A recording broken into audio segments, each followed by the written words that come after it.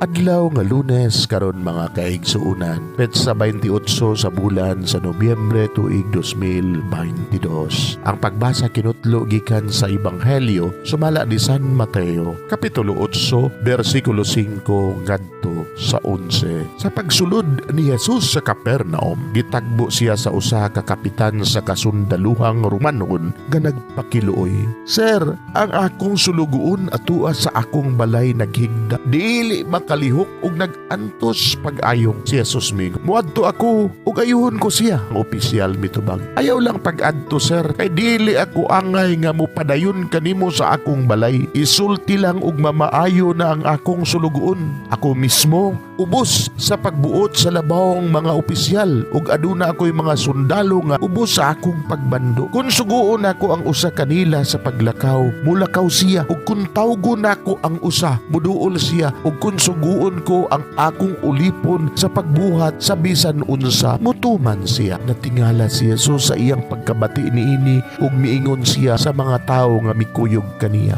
"Sultihan ko kamo nga bisan dinhi sa Israel wala pa ako'y nakitang tao nga dunay pagtuo nga sama kadako niini. Hinumdumi kini, daghan ang mga but gikan sa sidlakan ug sa kasadpan ug makigsalo kang Abraham, kang Isaak ug kang Jacob didto sa gingharian sa langit." Mga igsuon, ang Ebanghelyo sa Ginoo. Daygon ikaw, o Kristo.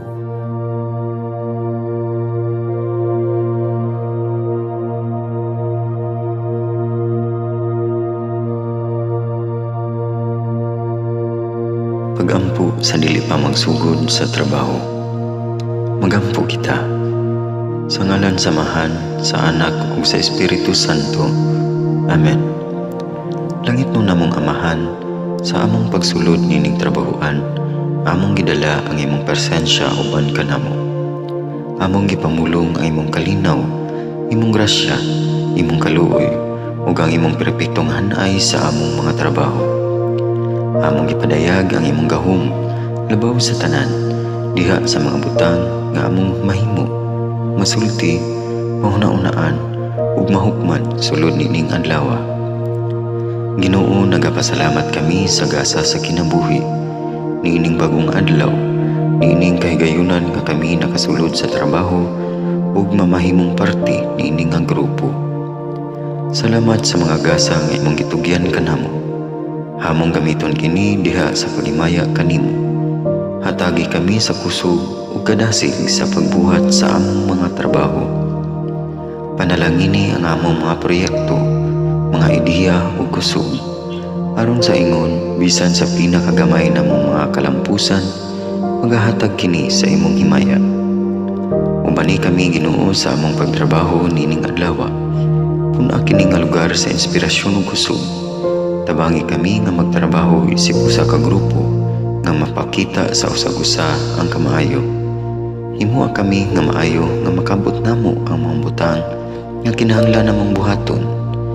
Himuha kini nga lugar nga puno sa kalipay ug panagigalaay, ug kamugaway ug kalinaw ang mapatigbabaw niining dapita. Ginoo, kung kami anaa sa kalibog, giyahi kami. Kung kami muwadaan sa kadasig ug paglaom, dasiga kami. Himua nga ang trabaho nga among gihimo ug ang paagi sa among paghimo niini makahatag unta kini og hugot nga pagtuo, kalipay ug pahiyom sa tanan nga among mahimamat karong adlaw. Panalangini ang among mga pamilya, among Pinoy-anan, among nasod. Himua nga magmatidud-anon kami sa pagtagad ug pag-amuma sa kalikupan ug sa tanang may kinabuhi diha sa pagbuhat kanamo sa pagkabot sa imong pangandoy alang sa hustisya ug kagawasan. O Ginoo, sa among pagbiya nining lugara, tagay kami sa imong panalangin ug kaluoy sa among pagbiyahe.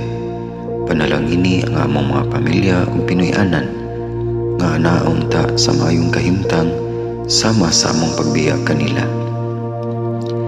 Ginoo, salamat sa tanang butang nga imong nabuhat, sa tanang butang nga imong gibuhat ug sa tanang butang nga imong buhaton pa. Sa ngalan ni Jesus, among giampo diha sa tumang pagigugma ug pagpasalamat. Amen. Sa ngalan sa Amahan, sa Anak ug sa Espiritu Santo. Amen.